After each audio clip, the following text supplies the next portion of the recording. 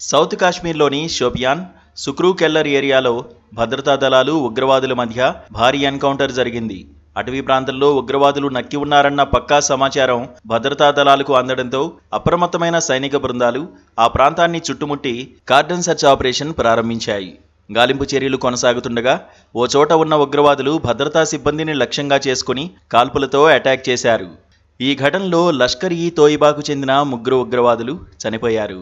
చనిపోయిన ఉగ్రవాదుల్లో స్థానిక వ్యక్తి ఉన్నట్లు అధికారులు గుర్తించారు. అతడి పేరు షాహిద్గా తెలుస్తోంది. 3 ఉగ్రవాదులు, భద్రతా బలగాల మధ్య గంటకు పైగా కాల్పులు జరిగాయి. భద్రతా దళాల కాల్పుల్లో మొదట ఓ ఉగ్రవాది చనిపోయాడు.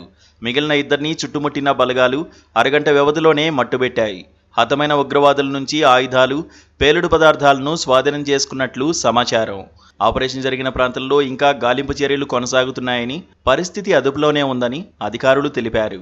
కశ్మీర్ లోయలో ఉగ్రవాదాన్ని పూర్తిగా తుడిచిపెట్టే దిశగా భద్రతా దళాలు తమ కార్యకలాపాలను కొనసాగిస్తున్నాయని వారు స్పష్టం చేశారు. మరోవైపు 22వ తేదీ పహల్గాం ఉగ్రదాడికి పాల్పడ్డట్టు భావిస్తున్న పాకిస్తానీ ఉగ్రవాదులు ఆదిల్ హుస్సేన్ తోకర్, అలీభాయ్, హసీం మూసాల కోసం వేట కొనసాగుతోంది. ఈ నేపథ్యంలోనే భద్రతా దళాలు జమ్మూ కాశ్మీర్లోని పలు జిల్లాల్లో వారి ఫోటోలు ఉన్న పోస్టర్లను అంటించాయి. ఆ 3 గురించిన సరైన సమాచారం అందించిన వారికి 20 లక్షల రూపాయల రివార్డు ఇస్తామని ప్రకటించారు.